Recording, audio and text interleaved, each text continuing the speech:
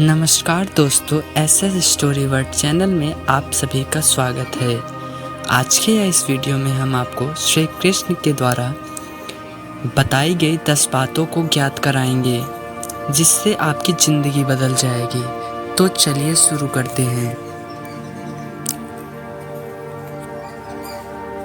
वैसे तो कृष्ण का संपूर्ण जीवन ही एक प्रबंधक की किताब है। जैसे सैकड़ों हजारों बार कहा सुना जा चुका है कि कुरुक्षेत्र में दो सेनाओं के बीच खड़े होकर भारी तनाव के समय कृष्ण ने अर्जुन को जो ज्ञान दिया वो दुनिया का श्रेष्ठतम ज्ञान है। गीता का जन्म युद्ध के मैदान में दो सेनाओं के बीच हुआ। जीवन की श्रेष्ठतम बातें भारी तनाव और दबाव में ही होती हैं।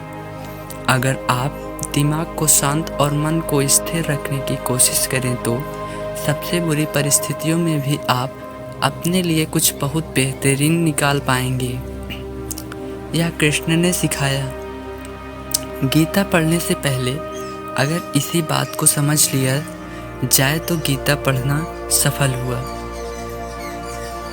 कृष्ण का जीवन ऐसी ही बातों से भरा पड़ा है। ज़रूरत है नज़रिए की। उनका जीवन आपके लिए माइथोलॉजी का एक हिस्सा मात्र भी हो सकता है और आपका पूरा जीवन बदल कर रख देने वाला ज्ञान भी। आवश्यकता हमारी है, हम उनके जीवन से लेना क्या चाहते हैं। कृष्ण मात्र कथाओं में पढ़ा या सुना जाने वाला पात्र नहीं है। वो चरित्र और व्यवहार में उतारे जाने वाले देवता हैं। कृष्ण से सीखें कैसे जीवन को श्रेष्ठ बनाया जाए। 10 बातें हैं जो अगर व्यवहार में उतार ली तो सफलता निश्चित मिलेगी। नंबर 1, शुरू से अंत तक जीवन संघर्ष ही है।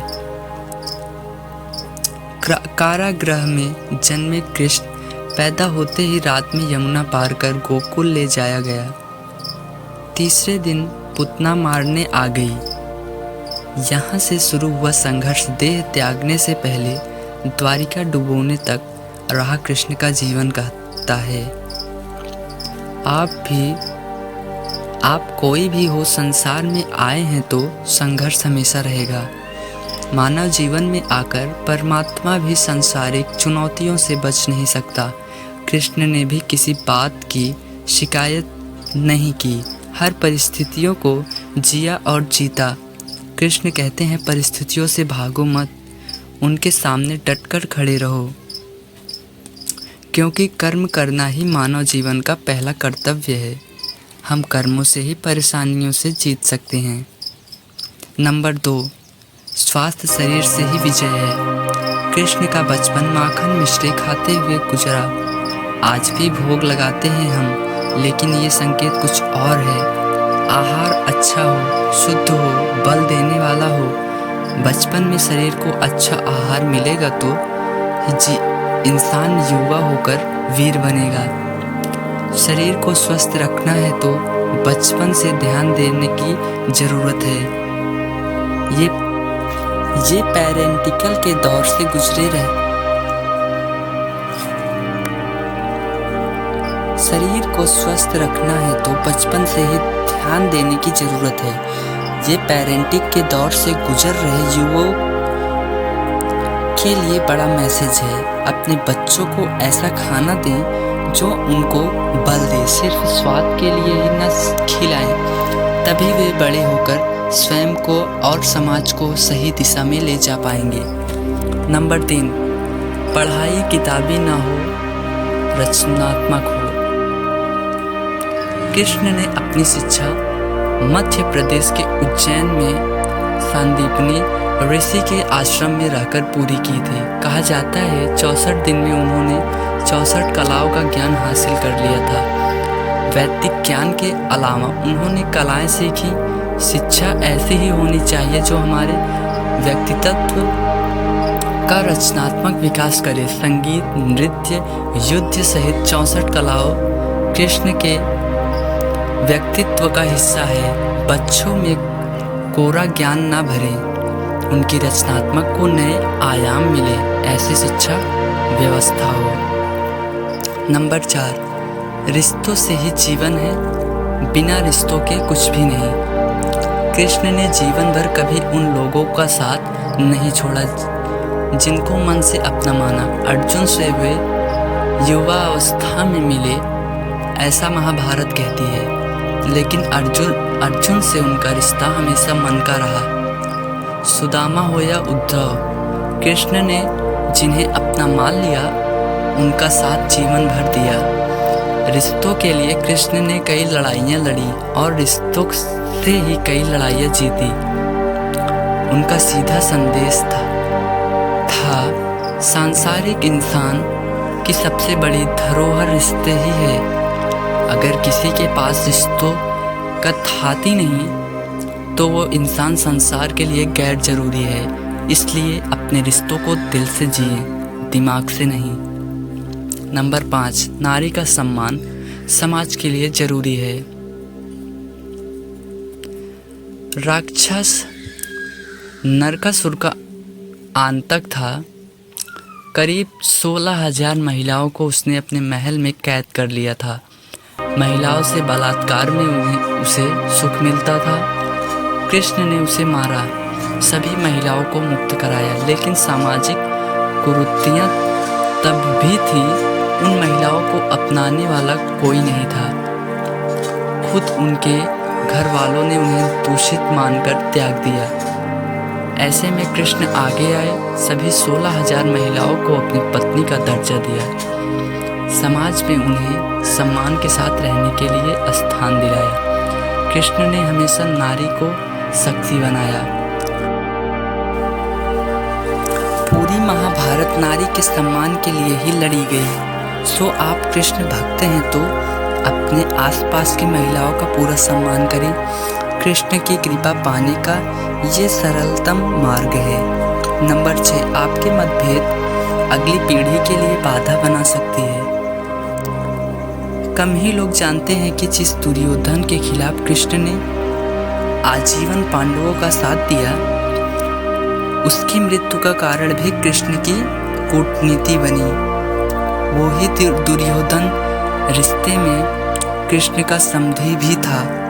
कृष्ण के पुत्र सांब ने दुर्योधन की बेटी लक्ष्मणा का अपहरण करके उससे विवाह किया था, क्योंकि लक्ष्मणा सांब से विवाह करना चाहती थी, लेकिन दुर्योधन खिलाफ था। सांब को कौरवों ने बंदी भी बनाया था।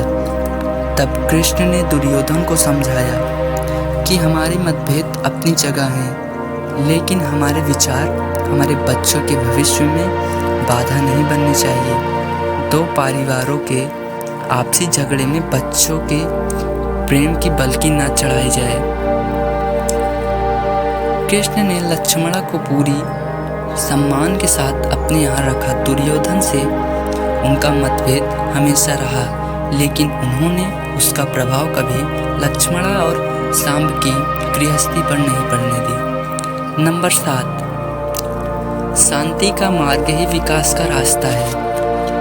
कृष्ण ने महाभारत युद्ध के पहले शांति से समझौता करने के लिए पांडवों और कौरवों के बीच मध्यस्थता की। हालांकि दोनों ही पक्ष युद्ध लड़ने के लिए आतुर थे, लेकिन कृष्ण ने हमेशा चाहा कि कैसे भी युद्ध टल जाए। झगड़ों से कभी समस्याओं का समाधान नहीं होता। शांति के मार्ग पर चलकर ही हम समाज का रचनात्मक विकास कर सकते हैं। कृष्ण ने समाज की शांति से मन की शांति तक दुनिया को ये समझाया कि कोई भी परेशानी तब तक मिट नहीं सकती जब तक वहाँ शांति ना हो, फिर चाहे वो समाज हो या हमारा खुद का मन।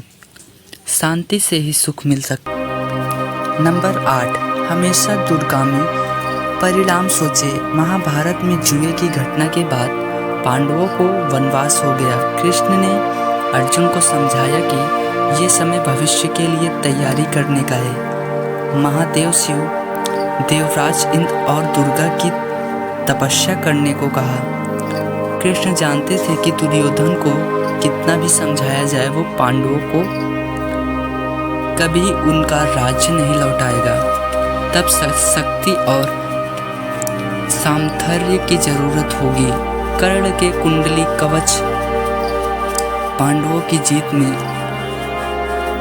आड़े आएंगे, ये भी वे जानते थे कि उन्होंने हर चीज पर बहुत दूरगामी सोच रखी। कोई भी फैसला तात्कालिक आवेश में नहीं लिया, हर चीज के लिए आने वाली पीढ़ियों तक का सोचा। यही सोच समाज का निर्माण करती है। नंबर 9, हर परिस्थिति में मन शांत और दिमाग स्थिर रखें। पांडवों के राजसूय यज्ञ से शिशुपाल कृष्ण को अपशब्द कहता रहा। छोटा भाई था लेकिन मर्यादाएं तोड़ दी। पूरी सभा चकित थे, कुछ क्रोधित भी थे, लेकिन कृष्ण शांत थे, मुस्कुरा रहे थे। शांति दूत बनकर गए तो दुर्योधन ने अपमान किया। कृष्ण शांत रहे। अगर हमारा दिमाग स्थिर है, मन शांत है, तभी हम कोई सही निर्णय ले पाएंगे। आवेश में हमेशा हादसे होते हैं, ये कृष्ण सिखाते हैं। विपरीत परिस्थितियों में भी कभी विचलित नहीं होने का गुण कृष्ण से बेहतर कोई नहीं समझाता। नंबर 10, लीडर बने, श्रेय लेने की होड़ से बचें।